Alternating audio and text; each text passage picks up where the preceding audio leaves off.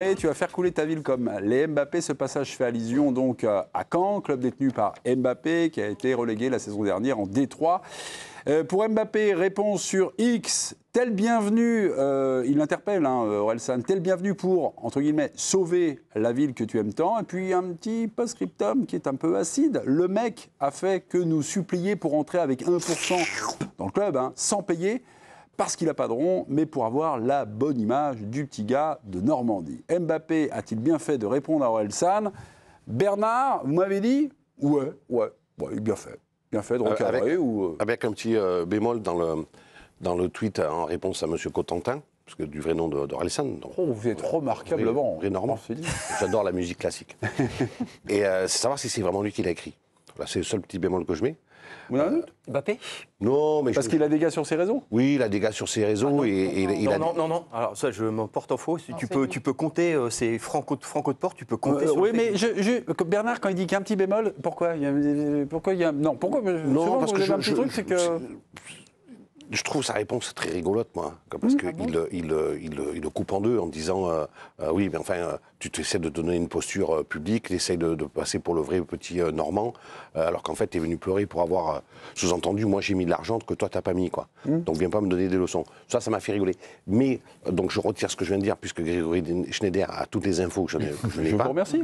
Ça peut arriver parfois d'être un petit peu dépassé. Je garde quand même mon petit bémol. Non, c'est juste sur sa tenue des réseaux sociaux, c'est lui. Et même parfois, il s'en est mordu les doigts. Enfin bon, il n'y a pas de... Donc ça, je peux vous le garantir. Mais pas là peut-être. Tu sens que c'est assez perso, là, quand même. Oui. Tu sens que c'est pas écrit. Non, mais on contextualise quand même ou pas on explique quand même la chanson ou pas? Alors, la chanson, j'ai écouté le morceau. J'ai fait des études. Non, mais explique que c'est un personnage qui est issu de son film. Enfin, voilà, c'est... Parce que dans ce cas-là, si Mbappé le prend mal, on peut aussi balancer des extraits où il parle de sa femme et de son fils. Et là, il a des procès de la part de tout le monde. Et de lui-même. Et des canets. Voilà, exactement. Et des canets, parce qu'il s'en prend à son J'adore la musique classique. En fait, en gros, c'est la haters qui parle, c'est pas lui. Oui, en fait, la voix qui parle, c'est sa voix intérieure qui le critique et qui critique tout ce qu'il fait dans sa vie et c'est qui le tire vers le fond. Écoutez, j'ai fait des études littéraires, j'ai eu brillamment un bac à 2 dans les années 80. J'ai écouté le morceau, donc voilà, texte d'Orelsan, quelle est sa signification, quel est son sens. La phrase « tu vas faire couler ta ville comme les Mbappé », en fait, elle n'est pas adressée à Mbappé, c'est pas une vindicte, elle est adressée à lui-même. La petite voix est une chanson qui met en scène donc ce que pense Aurélien Cotentin, donc le vrai nom d'Orelsan, donc il pense d'Aurélien de l'artiste Orelsan. Aurélien se moque de lui-même, de ses petites lâchetés, de ses renoncements, tout ça, pour vendre des disques. Enfin, c'est l'industrie du disque business. C'est une autocritique, il faut le prendre comme ça, une critique sur l'hypocrisie d'un artiste devenu une marque. Je le cite un petit peu. Orelsan souffre-t-il là d'une forme d'autodestruction? Je ne lui souhaite pas, je ne connais pas ce monsieur. S'il s'agit juste d'une figure imposée, d'un exercice de style dans le rap, ça va. Mais sinon, on peut s'inquiéter de la santé mentale d'Orelsan. Orelsan est coutumier du fait. Pour moi, un de ses meilleurs titres, et pour moi, dans ma playlist all time, j'ai Suicide Social, qui est pour moi une chanson absolument extraordinaire. 6 minutes, pas de refrain, un classique. Et oui, c'est un homme qui parle et qui n'en peut plus de la vie, qui n'en peut plus des gens. Cette chanson est absolument géniale. Et c'est exactement comme ça. C'est quelqu'un qui parle. C'est un personnage qui décrit tout ce qui est dans la vie, tout ce qu'il vomit, tout ce qui... Voilà. Donc Orelsan, la trame de beaucoup de ses chansons, c'est un personnage qui parle et qui exprime un mal-être, qui exprime quelque chose. Et là, effectivement, peut-être que Kylian l'a mal compris, mais pour ce qui est des... mais parce qu'effectivement, la chanson, Nicolas l'a un peu abordé au début, il faut comprendre la trame de la chanson pour comprendre la punchline. Ouais. Non, mais hors contexte, ça, on dirait qu'il met un tir, mais c'est pas vraiment ça. Je crois qu'on est tous d'accord. Non, mais justement, j'allais vous passer là. On est tous d'accord pour dire que c'est un personnage, que c'est plutôt une critique envers lui-même. Il sert de Mbappé comme une figure de style. Vous dites, j'ai très bien les conséquences que ça, mais ne le prends pas pour le perdreau de l'année, quoi. Oui. Quand même. Non, mais je trouve que c'est ambigu. Donc, effectivement, il y a cette dimension-là, mais il n'y a pas que cette dimension-là. Il est sur parce qu'Orelsan, c'est quand même un artiste. Souvent, c'est quand même assez complexe. Il y a un deuxième degré, un troisième degré. Il sait jouer avec ça. Donc, on peut être fondé aussi de ne pas très bien le prendre. Moi, je suis comme Bernard. Ça ne m'a pas révolté que Mbappé réagisse. Complètement. Mais par contre, il y a quelque chose qui m'a un peu troublé, c'est le timing. Je vous avouerai qu'alors hier, ils ont quand même fait l'annonce d'un plan de 16 licenciements au club au Stade Malherbe. Hier. Ouais. Et voilà, et communiquer là-dessus le lendemain en disant voilà, moi je suis le lendemain d'un plan social, j'ai trouvé je trouvais le timing un peu malheureux. Là, vous parlez d'Mbappé. Oui, tout à fait. Du patron. Donc, il y a un plan de préservation de l'emploi, bon, c'est un plan social, on met 16 personnes dehors. Donc le lendemain, se poser en garant du club j'ai trouvé ça un petit peu... Mais après, si la question que Mémé pose, on a élargi le débat déjà, c'est est-ce que lorsqu'on est ultra connu, on a le droit de répondre quand on se pense attaquer? Oui, mais là, il répond à côté de la plaque. Non, mais attends, moi tu parlais de l'ambiguïté. Il n'y a rien qui va dans sa réponse. Non, mais attends. Attendez, s'il n'y a rien qui va dans sa réponse, et après on va les voir. Non, mais il n'y a rien qui va. C'est-à-dire, dans un clash, il y a des règles. C'est des règles implicites. Oui, mais débute en clash. C'est une réalité. Dans un clash, il y a des règles. Il y a beaucoup de règles implicites dans les clashs qui a un contexte inventé dans le rap. Et une des règles implicites, c'est qu'un grand rappeur ne clash pas un petit rappeur. Tu dois clasher quelqu'un qui est aussi connu que toi. Donc même catégorie. Le problème dans ce qui se passe entre Orelsan et Mbappé, c'est que Orelsan est un artiste et Mbappé n'est pas un artiste. Donc Mbappé répond au premier degré à un texte. Non, je suis désolée, c'est un très bon footballeur, mais c'est pas un artiste. Mais est-ce qu'un footballeur n'est pas un artiste? Laissez-la continuer. Mais attendez. Mais pas Mbappé, dirait Didier Roustan. Laissez-la, excusez-moi. Dirait Didier Roustan. Et voilà. Allons-y. Donc déjà, il y a un problème de positionnement dans la façon dont Mbappé répond au premier degré à quelque chose qui est un texte artistique. Il y a en plus, moi personnellement, je trouve un truc insupportable, c'est de venir dire à la face des Français que quelqu'un comme Orelsan n'a pas un rond, alors que c'est une bagarre de millionnaires. Quelqu'un qui n'a pas un rond, moi je peux lui en présenter à Kylian, il y en a plein. Il y en a plein à Bondy, il y en a plein à Caen. Il y a un autre truc qui est insupportable, c'est qu'il attaque Orelsan sur tu veux te faire passer pour un bon petit Normand. Ouais. Kylian, Orelsan, il est normand, il est canet. C'est sa ville et c'est son club. C'est le club qu'il supporte depuis qu'il est petit. Et c'est le club que tu as coulé avec ta famille. Et c'est une réalité. Le club, il est en national aujourd'hui. Ils sont en train de virer des gens. Donc en fait, c'est même pas un clash, le truc d'Orelsan. Orelsan, il te dit une phrase que dit une voix négative dans sa tête qui dit tout simplement une réalité de ce qui se dit à Caen en ce moment. Il y a un canet dans mon open space, je te jure que quand tu prononces le mot Mbappé en ce moment, il se crispe, le gars. D'accord, ok. C'est pas un clash. Et en fait, Mbappé, il se situe sur le truc du clash et pour moi, il tombe complètement à côté. Il n'a pas coulé à lui tout seul le Stade Malherbe. Non, juste un truc, parce que moi, l'ambiguïté, quand j'avais vu la punchline, j'avais la même lecture. Je suis allé écouter le morceau. Ouais, c'est ça. Mais non, mais t'écoutes le morceau, c'est pas du tout. En fait, c'est totalement hors contexte. Mais Mbappé, tu le prends mal quand même. Mais dans ce cas-là, Mbappé, avant de tweeter, t'as des millions de followers, tu vas écouter le morceau et tu te rends compte que le gars, en fait, il dit un truc que limite, il pense pas. Il s'attaque, encore une fois.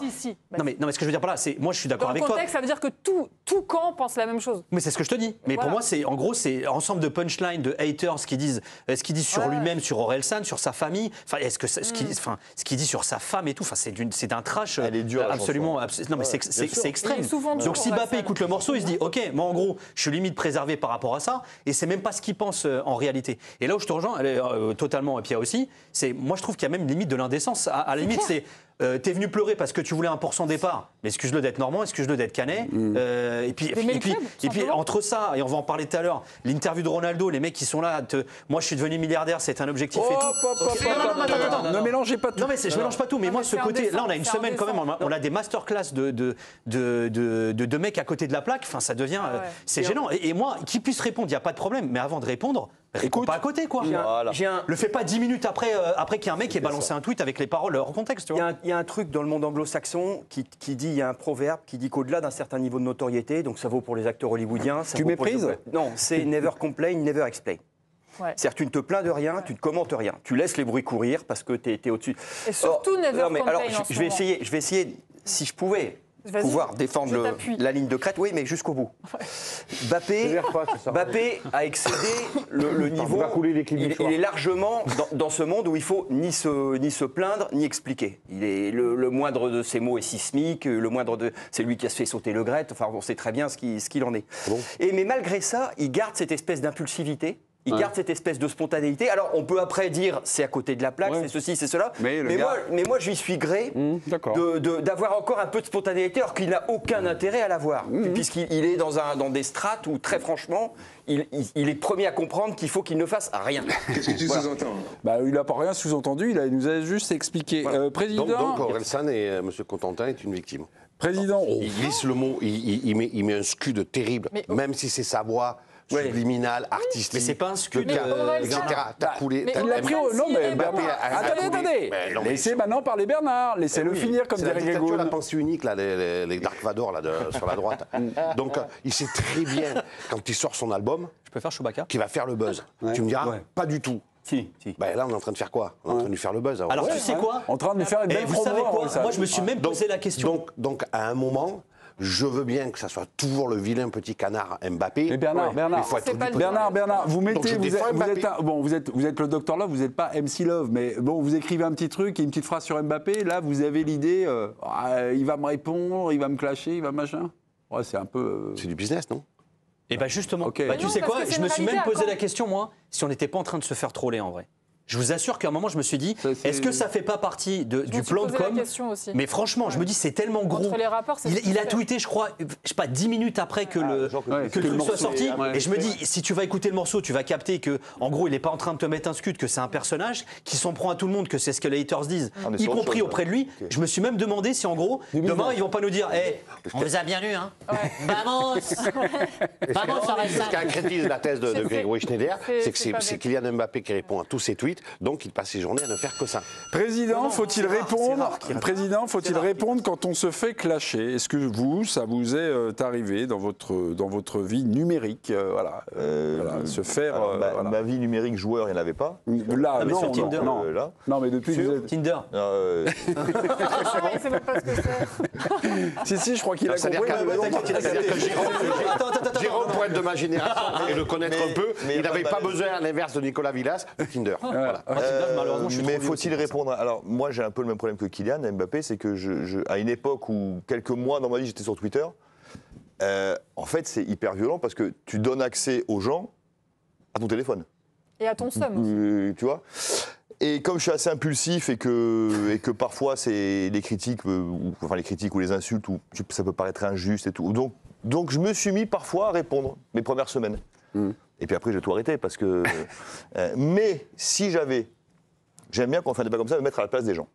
Si j'avais eu le degré de notoriété de quelqu'un comme Kylian, est-ce que je fais le mec qui prend de la hauteur et je passe au-dessus, ça c'est la voix de la raison, est-ce que je dis un peu la main en direct, ou est-ce que j'aurais été le mec qui répond toute la nuit au type qui sait, mais tu vas voir, toi si au tamis, je vais te retrouver, machin. Peut-être j'aurais pu faire ça. Mais si une star... Si un rappeur, par exemple, avait fait une blague sur moi, sur une boulette, sur un match qu'on a perdu, sur un truc et tout, j'aurais répondu, mais je pense que j'aurais pris le temps pour faire une belle réponse, avec une autre punchline, un truc intelligent, un truc un peu chiadé. C'est pour ça que ça sent le trop. Donc ma réponse c'est oui, mais je l'aurais fait avec un truc bien. Greg Schneider, je vous suis parfois. Greg Schneider, je le suis parfois sur les réseaux sociaux. Vous répondez parfois aux haters, voilà. Alors, pardon, Greg, on se fait un petit truc. Il paraît. Là, je suis un peu médecin. Il paraît que ça soulage, mais après, on s'en veut. C'est exactement ça. C'est ça. Et la voix de la sagesse, Vincent Duluc, par exemple, que je peux citer, je l'envie parce que... Alors, moi, je suis personne, Mbappé, à un niveau... Mais il ne faut jamais répondre, même à mon niveau. Alors, à celui de Mbappé... Vincent a une fois répondu. Non. Si, une fois, mais pas sur les réseaux, je ne sais où. Mais je crois qu'il lui a dit d'aller se faire... voilà. Mais il y avait vraiment du falloir. C'est la voix de la sagesse parce que tu ne peux pas rentrer là-dedans. C'est sans fin, comme il dit. Et plus tu montes, plus c'est comme ça. Vous imaginez un peu De Niro qui répondrait au moindre truc, alors quand ils ont un truc à dire sur Trump, ils le font. Personne l'attaque, De Niro. Enfin, tu n'es pas à sa place. You talking to me, quoi. Voilà, mais en fait, il faut. Et je pense. Alors non, pour parler d'un truc en lien avec le sujet, Mbappé a des fois regretté sa vitesse pour répondre sur les réseaux sociaux. Petit ange pour Naël, je pense qu'il l'a regretté longtemps. Voilà. Et je peux ajouter un petit truc? Non. Je peux juste ajouter un truc. Oui, bien sûr. Je pense qu'on peut s'autoriser à répondre à partir du moment où on sent qu'on a assez de recul pour que notre réponse soit brutale pour la personne qui t'a envoyé le message, mais qu'elle fasse rire les autres, tous les autres. Un bon truc. Il faut arriver à trouver vraiment une punchline, un truc qui montre que tu as toi-même du recul. Parce que dans la réponse d'Mbappé, comme c'est du premier degré, on sent juste son seum et qu'il est vexé, en fait. C'est pour ça que ça marche pas. Bon, en fait, plus j'en parle et plus je me dis qu'on se fait vraiment avoir. Ouais, moi, je pense qu'il y a une opération de com. Grégory Schneider, t'es cette assurée. Non, mais ça se trouve, je te dis, demain, on va se rendre compte que c'est dans le cadre de la promo de l'album. Et je vais même te dire, parce qu'il y a eu un précédent quand même. Booba avait clashé Mbappé, il n'a jamais répondu. Non. En même temps, quand tu réponds à Booba, tu sais que tu prends perpète. Tu prends perpète. Mais il n'a jamais répondu. Je crois, c'est pas pareil en plus. Mais ce qui est très drôle, quand notre niveau, donc évidemment, de notoriété qui est.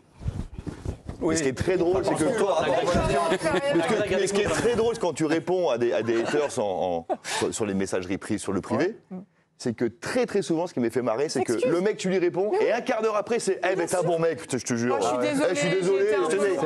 Mais c'est 9 fois sur 10. Greg, c'est vrai. Quand tu commences à engager le dialogue, vous avez raison, vous savez très bien que vous avez raison. Vous regrettez 5 minutes après, vous dites mais qu'est-ce que j'ai fait, c'est naze. Ouais, mais qu'est-ce que vous envoyez vous comme message pour qu'ils s'excusent pas, enfin pour que. Des fois, je sais pas, c'est pas très fin. Hein. Non. C'est du généraire. Oui, c'est un peu. Voilà, je suis pas le gars grand journaliste comme vous, comme ça. Vous avez encore un côté humain en fait. Voilà, vous êtes comme Kylian. Il bosse à Libé. Non, mais j'aimerais bien avoir trouvé ce que dit. Mais quand c'est public, il faut que ce soit drôle. Avec certains Marseillais, quand vraiment ils argumentent vraiment et qui sont très agressifs, je leur laisse un vocal et je prends une voix mielleuse, hyper sympa, hyper chaleureuse et je leur dis mais je comprends pas en fait ta critique parce que tu vois, et en fait j'explique le truc hyper gentiment et après ils me refont un vocal, mais c'est des agneaux, ils sont adorables, ils me disent pardon madame et tout. 100%. Voilà, c'est les téléconseils du docteur Clément pour se sortir du piège des réseaux sociaux. Petite voix mielleuse.